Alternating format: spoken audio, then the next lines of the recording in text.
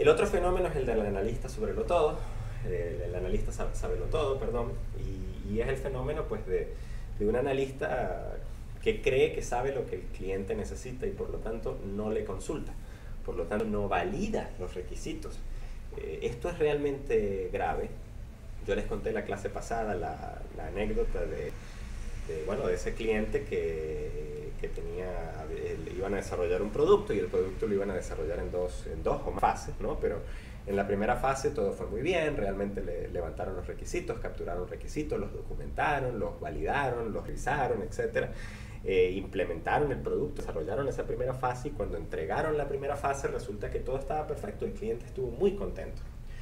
En la segunda fase, los requisitos que se estaban manejando eran aparentemente mucho más sencillos y los desarrolladores, como pensaban que ya conocían realmente el modelo de negocio, se confiaron. Entonces hicieron quizás un levantamiento de requisitos mucho más superficial, rellenaron los huecos con lo que ellos creían que debía ir allí, no validaron los requisitos con el cliente, implementaron y entregaron el software. Y cuando lo fueron a entregar, el cliente ve el software, no sé, una iteración, 2 meses, 3 meses después, realmente no recuerdo exactamente, el cliente ve el software y el cliente dice, ups, pero esto no tiene nada que ver con lo que yo realmente necesito. Eso no me sirve y por lo tanto no lo voy a pagar. El ejecutivo, digámoslo así, que estaba a cargo, no el líder del proyecto, el ejecutivo que estaba a cargo del proyecto, del desarrollo, agarra y se acerca del lado de los desarrolladores, se acerca y pregunta o trata de averiguar qué es lo que estaba ocurriendo allí abajo, porque el cliente había rechazado el producto. Y cuando se entera efectivamente que el equipo de desarrollo no hizo las validaciones correspondientes de los requisitos con el cliente, simplemente tuvo que asumir la culpa del asunto y tuvo que prometerle al cliente, bueno, que iban a corregir y que iban a arreglar y que iban a hacer el software a la medida que iban a validar los requisitos para hacer el software que el cliente realmente necesitaba. Y literalmente, porque era un equipo que estaba contratado a tiempo determinado, le dijo al equipo de desarrollo que no le iba a pagar a nadie hasta que no arreglaran el problema, ¿no? Entonces fíjense, un tonto error de creer, uno está tan acostumbrado a hacer ese análisis que uno cree que sabe lo que el cliente necesita y de no consultarle puede llevar un proyecto a un desastre de ese tipo. ¿Bien?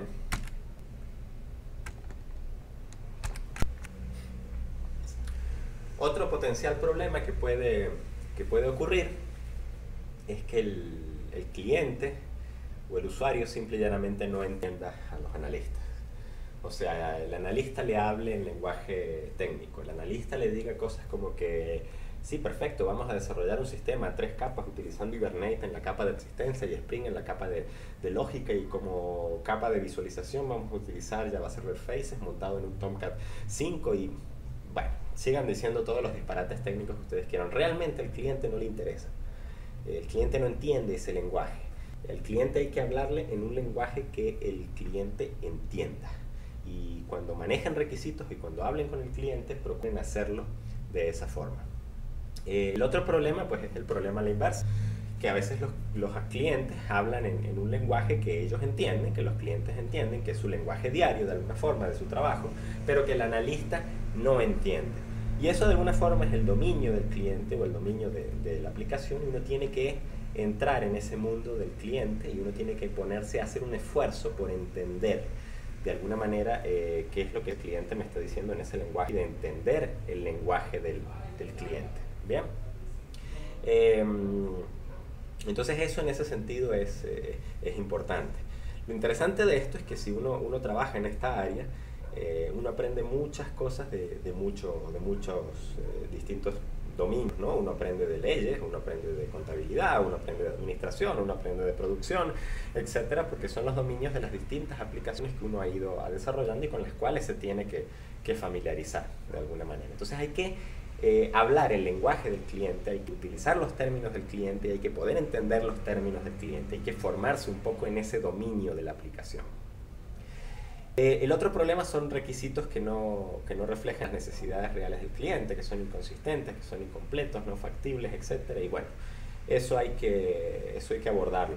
Bien, eso se soluciona de alguna forma con una adecuada validación y con una adecuada documentación de los requisitos.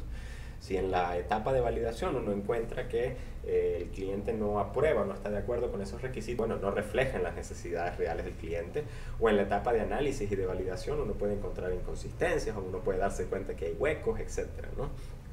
Y en cuanto a la factibilidad, eso es importante porque bueno, independientemente de que conversamos de que en los requisitos uno se concentra en el qué debería de hacer el sistema y no en cómo el sistema lo va a hacer. Cuando uno está pensando en términos de requisitos, pues obviamente uno tiene que pensar si lo que el cliente realmente necesita es factible de desarrollar. Y es factible de desarrollar quizás dentro del posible presupuesto que pueda manejar el cliente un poco, ¿no? Me explico. Yo voy a decir aquí a lo mejor algo, un disparate. Pero por ejemplo, si el cliente quiere que en una máquina Linux, en un navegador, no sé, aquí hay un navegador en modo texto que se llama Lynx, si mal no recuerdo, que en un navegador Lynx se pueda embeber un editor de texto en Word, de Microsoft Word, en Linux, bueno, a lo mejor eso es un requisito que es técnicamente, no vamos a decir imposible, pero es bastante poco factible de hacer, ¿no? Entonces quizás es un ejemplo muy jalado de los pelos y muy tirado al extremo, pero es un ejemplo, ¿no? En ese sentido. La otra cosa que hay que tener cuidado son los requisitos, aquellos requisitos que el cliente no necesita realmente. Y eso tiene que ver un poco con aquello que dijimos en la transparencia anterior del analista sabelotodo, ¿no? No hay que procurar no inflarle de alguna forma la lista de requisitos al cliente, al menos no necesariamente. Hay que procurar concentrarse en lo que el cliente realmente necesita, en la esencia de lo que el cliente necesita. Y bueno, obviamente uno puede añadir cosas extras en el camino, consultándolas adecuadamente con el cliente, pero uno tiene que concentrarse en lo que el cliente realmente necesita y en lo que lo va a hacer feliz, ¿no? Entonces eso es importante. Mientras tanto, obviamente, en el proyecto uno puede estar pendiente, si uno piensa un poquito desde el punto de vista de mercadeo, uno puede estar pendiente y puede estar viendo otras potenciales necesidades que puede tener el cliente, pues para procurar convencerlo de que sigan trabajando en otro contrato, pues, ¿no? Futuro con otros requisitos nuevos y sobre el mismo sistema.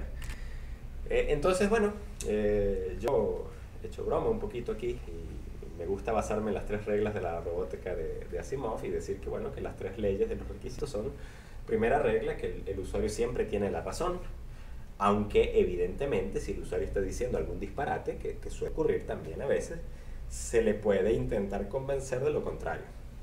Se le puede tratar de hacer entrar en razón. Pero en principio el usuario siempre tiene la razón. La segunda regla es que, bueno, el cliente, o sea, está pagando, ojo, el usuario es el que va a usar, el cliente es el que está pagando. El cliente siempre tiene la razón, siempre y cuando esto no contradiga lo establecido en la primera regla.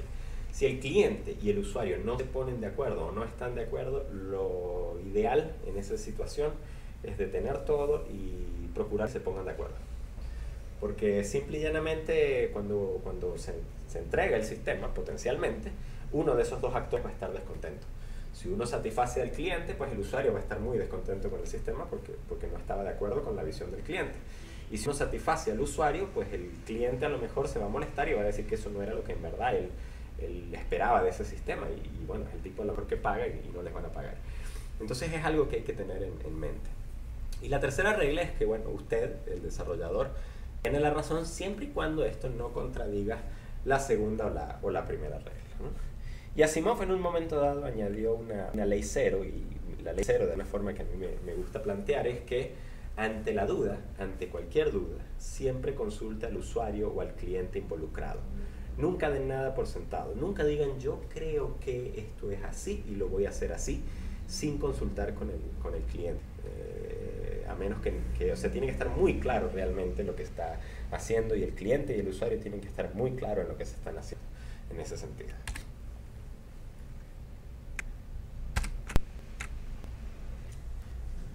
La otra pregunta que uno se puede plantear es cómo se documentan los requisitos. Cuando hablamos de todo el proceso de captura, de análisis, de especificación y de validación de requisitos, dijimos que, bueno, que teníamos que tener alguna forma de documentar, de poner en blanco y negro, de poner en papel, electrónico, por supuesto, o impreso, como usted quiera, esos requisitos, y que si esos requisitos realmente no estaban impresos, no tenían sentido, no servían, no existían, así de simple. Entonces, si uno no documenta los requisitos, simplemente no existen, no sirven. Entonces, eso hay que tenerlo en cuenta. ¿Cómo se hace? Bueno, en realidad hay muchas maneras que van desde el extremo de la formalidad hasta maneras de alguna forma muy informales, que es el extremo opuesto, ¿no? Pero antes de documentar los requisitos, uno tiene que preguntarse de alguna manera qué es lo que necesita saber o definir sobre un sistema. O sea, ¿qué necesita saber para usted poder empezar a trabajar, para usted poder implementarlo, para usted poder hacerlo? ¿Ok?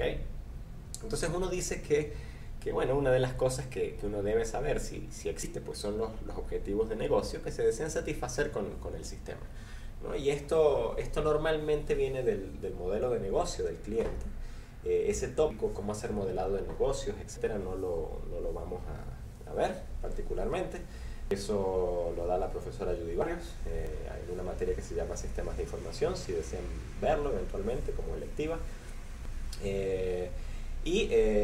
Bueno, pues la idea fundamental del modelo de negocio de un cliente es el que determina la forma en que el cliente hace las cosas. ¿Cuál es el que determina cuáles son los objetivos de negocio del cliente y cómo el cliente logra esos objetivos de negocio? Y eso en las grandes empresas o en las grandes instituciones normalmente, y en algunas pequeñas, eso está bastante documentado. O sea, la empresa sabe cuáles son sus objetivos, qué es lo que quiere y cómo, de qué manera lo logra, cuáles son los procedimientos para lograr esos objetivos, quiénes son los involucrados, los actores involucrados, cuáles son los procesos en los que participan esos actores, cómo le dan valor a los clientes, en fin. Y hay todas unas técnicas para documentar eso, ¿no? Entonces, si ustedes tienen la suerte de trabajar con una empresa que a lo mejor tiene todo esto bien definido y bien documentado y tiene que desarrollar un sistema que automatiza algún aspecto de la empresa, pues tienen realmente mucho del trabajo de requisitos hechos porque bueno, o sea, tienen una idea con ese documento, con ese modelo de cómo hace la empresa las cosas y como se imaginan, pues de alguna forma desarrollar un sistema a raíz de ese modelo que automatice ese modelo, que trabaje sobre ese modelo es relativamente fácil, ¿no? Entonces, eso es algo que hay que tener en cuenta. La visión general del sistema, bueno, o sea, si uno realmente no tiene clara cuál es la visión general del sistema, simple y llanamente no lo puede desarrollar, ¿no? Hay una anécdota, creo que es un clásico ya de esto, que es la prueba de ascensor, ¿no? Y la prueba del ascensor dice que si usted tiene a alguien que está trabajando en un proyecto y se monta con ese alguien en el ascensor y le pregunta a ese alguien de qué se trata el proyecto y ese alguien no puede explicarle de qué se trata el proyecto en un par de pisos, o sea, en un ascensor, pues ustedes saben, uno sube y uno se baja rápidamente del ascensor, no dura mucho en el ascensor. Entonces, si ese alguien no puede explicarle en ese breve encuentro en el ascensor de qué se trata el proyecto, pues es muy posible que esté perdido, o sea, que no tenga esa visión general del sistema. Si usted le pregunta a alguien de qué se trata el proyecto en el que está trabajando y ese alguien no puede explicárselo en, no sé, 45 segundos, 60 segundos, realmente no tiene la visión general del sistema, ¿no? Y uno puede evidentemente escribir un pequeño documento, eso suele ser útil, en mi opinión, donde uno describe de forma muy general de qué se trata el sistema, cuál es la visión de ese sistema, ¿no? Eso incluye potencialmente, ¿por qué no?, el propósito del sistema. ¿Para qué necesito yo el sistema? ¿Para qué necesita la organización a la cual se le estoy desarrollando el sistema?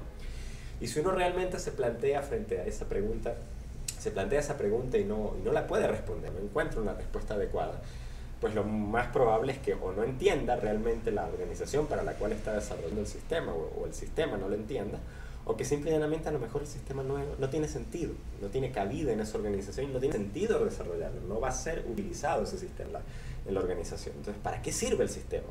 ¿Qué valor le da de alguna forma a los usuarios el sistema como tal, ¿no? Y